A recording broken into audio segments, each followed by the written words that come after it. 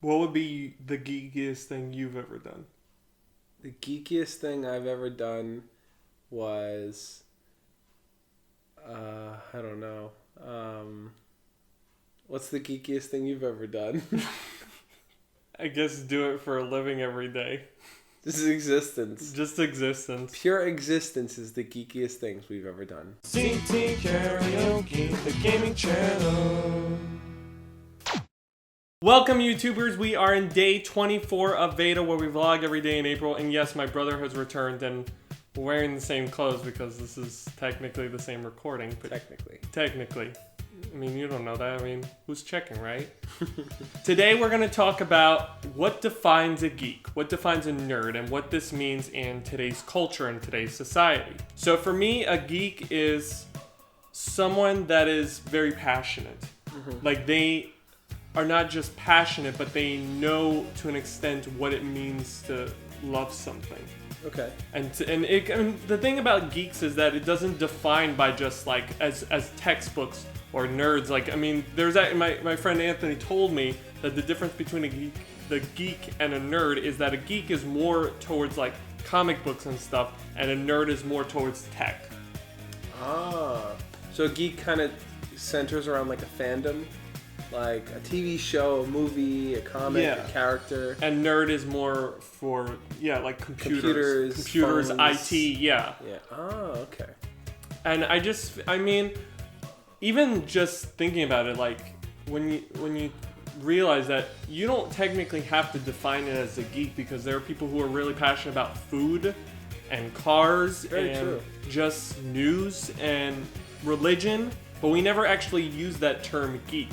We never actually define that as a geek. We just define it as, oh, hey, they like comic books, they like video games, they're a geek.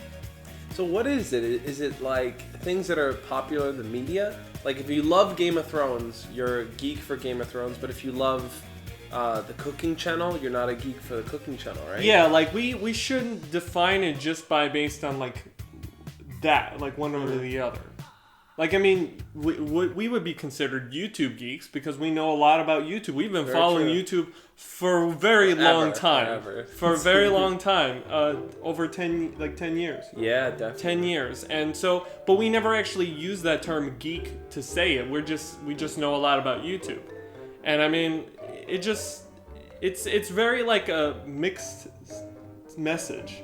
Yeah, I think when people think of geeks, for some reason, only certain things get that label. And it seems like that label is always kind of negatively cast. Maybe it's changing. I think it's changing now, right? It's changed a lot. Remember when people... I still never understood the word dork. Why do we ever use the word dork? I feel like it's like a term like you blockhead or something. I think dork was more like you're not stylish or cool. So... The dorks were the ones who would get beat up in high school. You know, the Poindexters who push their glasses up. Excuse me. Those guys are dorks. Like, it's dorky. As in, it's not cool. Like, you can be a geek. You could be a geek for The Walking Dead, and you could be the coolest person ever. You know, like, that's cool. But you wouldn't be a dork, right? Yeah. But you would... So why does Best Buy call them the Geek Squad? This is a good question. Why aren't they the Nerd Squad? I guess because they define themselves as that for I guess helping with equipment. Maybe because they're fans of tech, I guess, but that's not. I mean, you can still be technically into tech and be a geek on it. Yeah, it's such a weird way to describe it. Yeah. But I do see that happening. I do see this kind of shift. There's a shift in culture where it's like 10 years ago, or even prior to that, it was like if you were a huge fan of something, it was kind of like, oh, how can you be a fan? Who cares about those things? But now it's like people are fans of everything. And I think it's because we have such ease of access to everything. It's social media. Social media really has made it accessible that we can have fans. And Tumblr. And Tumblr's all about fandoms. Like, literally, every single thing that has ever been a fandom has one in Tumblr. It's just very easily accessible to have this stuff now, whereas 20, 30 years ago, we didn't have that. I mean, you could think as far back, like 20 years ago, when in the internet, when you had just like text internet groups. Yeah, I mean, Like, communities were small. Now it's like they're out in the open. What was it? IRC? IRC. Yes, IRC is definitely like one of them that, and to this day, are still active. There's still people using IRC. Like, doesn't matter who it is. Yeah, I think back then it's like people used to hide in the shadows in their little mother's basement eating their pizza, and that was like that's what the geeks look like. Now geeks are normal everyday people. It seems. It's just it doesn't define by like I'm just wearing a regular Pokemon shirt, but it doesn't define me as a geek because I could be wearing this shirt and not know anything about Pokemon. But I wear it because I love Pokemon. But I wear geek shirts because that is who I am. That is what I love. That is what I'm passionate about. So what are your thoughts on this idea of? I guess you're all for the idea. Put your fandom and you being a fan on display, where merchandise, buy toys, buy comics, buy whatever it is. It's kind of a gray area because like there is such thing as too much. Like too much fandom, like what people who really get in depth. Like I want to use one example. I love Korra. Right. I love Korra, and one of the things I really feel disappointed as a fan in the fandom is that they deconstruct everything about Korra to the point where it feels like it's not likable. Yeah. And that's sometimes what fans do. They take everything that you love and they just kind of throw it back at you, which is not all fans. I'm not saying this is all of fandom. It's just certain fans will do this. Right. And I'm sure wrestling fans do it, right? Wrestling fans nitpick every single week, every single thing, the match, no matter what it is. Everything. Every move, every storyline, why is this guy getting a push? Why is this one getting beat? If they sneeze the wrong way, it's immediately going to be on social media criticized. Absolutely. Here's a good example, and this just happened. I don't want to spoil anything on The Walking Dead for anyone, but the season. I saw it. I know. You saw it? Okay, so I don't know who saw it already, but Negan is the character that makes his appearance, and it's like there are so many fan theories as to what happened in the end. It's like, I guess, could we spoil it? Can we talk? No, because then I have to label the spoilers. All right, never mind. So we won't spoil it. The last episode is a cliffhanger. But everyone has a theory about it, and people are arguing and fighting and breaking down. Like I saw a video where a guy was breaking down the amount of rocks in the scene. He's like, there are 2 rocks here, and then in this clip there are not the rocks. So therefore, that's like people get crazy technical with their fandom.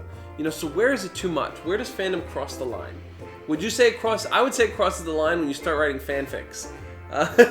People write fanfics all the time. That's not really true. All right, and not all fanfics. When you start writing sexual fanfics, that's maybe we're getting crossed the line. Your OTPs. Yes, when you start writing OTP fanfics. And if you guys don't know what an OTP is, it's one true pairing, and a lot of people will pair up characters that never did anything together, and they will pair them up so they can be together. Because that is their wild dream. That's what fans do. Fans kind of create, sometimes, and the extreme fans will create their own kind of reality within the existence of that realm. So, for example, I saw a video where Randy Orton, the wrestler, he's doing like an interview or whatever, and they're asking him like, what's the craziest things you've ever seen? And he's like, oh man, the fans, they write these fan fictions. And the guy's like, well, like what? And he's like, well, it's always me and Cody Rhodes. It's always Randy Orton and Cody Rhodes. And he's like, and I read some of these fan fiction, and it's like, it's always me and Cody Rhodes are always working out, and his sweat is dripping down on me as I'm pushing the weights, and he's wiping my face down with the towel, and it's like, that's what like hardcore fans sometimes do. They write crazy fan fictions like that. Sweat, the bead of sweat dripping down on his face. The detail into fan fiction. Yeah. But I don't think this speaks for all fans. I mean, not everyone. Absolutely. It doesn't speak for every single fan. I mean, you can really be into something, but not be into the fandom. I mean, there's different types of fandom in geeks. I mean, some are just casual fans, and some are hardcore fans. Some don't define their fandom by who they are, and it's very different for everyone. Yeah, I mean, some people I think enjoy watching something and they consider themselves a fan, but they may not put it out on display. They may just casually watch it when it's on TV or casually read about it. There's lots of fans like that. I think the casuals, those are the casuals in the mix. So where do you feel you fall on the spectrum? Are you more casual with the things you like, or are you more a bead of sweat dripping down on the face? I'm later, but not the sweating. Not that crazy. Not that. I mean, I know enough about. I could literally have a 4 or 5 hour debate about Korra, like everything that goes on in the entire series. But I don't know. When I do these vlogs, I try to tone it down so it makes it accessible for you guys, so you can understand it from my perspective, what it means to be into all this geeky stuff, and that's perfectly okay. I mean, you don't have to be you don't have to be at the same level as I am in terms of knowledge to be a geek. You can be any type of geek you want, and that's, I think, what the lesson is here. Yep. Be you, and be confident that you like this stuff. Absolutely. Don't ever feel ashamed to put the things you like on display. I think that happens a lot with people. It's like, if you love talking about Doctor Who, or you love X-Men, or you love Star Wars, or whatever your fandom is and what makes you a geek, don't be afraid to bring those things up in conversation. Don't be afraid to... You want to carry around a lightsaber? Carry around a lightsaber if it's what you want to do. You know, don't feel like you need to hide these things because people may not understand them. I think that's a big thing too. So it's like, as a wrestling fan, for example, I know a lot of people who are really hardcore wrestling fans, but I do know a lot of people who are just casual fans. So the conversation does get difficult trying to talk to a casual fan, because it's like, I may know the history of every single wrestler and what they've done and organizations, but the casual fan doesn't. So I do have to kind of lessen the way that I speak so that I can talk to them on the same level. So if we're talking about WWE and I say, oh, in the 1990s, this is what happened, and they're like, dude, I just started watching like a year ago, I need to be aware of that too. So they're different fans at different levels. And every level is fine. There isn't a better level than any other. Just because you know more about something doesn't make you a better fan. You know, you're just a different kind of fan. And we're gonna wrap it up here because I think that was a good way to end it. Yeah, I think we kind of covered that.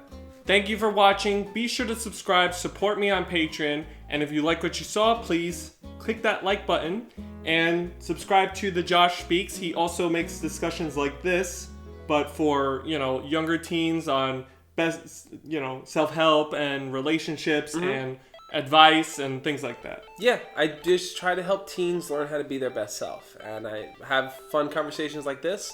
And we should definitely do a video on my channel now too. We'll talk about it. Yeah, we need to. Now that we're actually doing real. We just collabs. waited until 5 years to actually do a collab together. So I guess we might as well. Yeah, we have to now. And we'll see you guys tomorrow with a different vlog.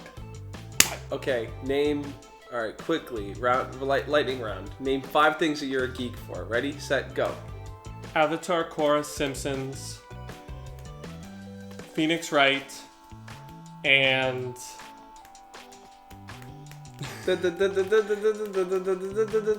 else am I? Team Fortress 2. All right, that's 5. Let me name 5. Ready? 5 things I'm a geek for. Oh, boom. Walking Dead, WWE, Marvel, Dexter. I love Dexter. And shoot, what else do I like? I like YouTube. That counts. I guess that counts. That counts. That counts.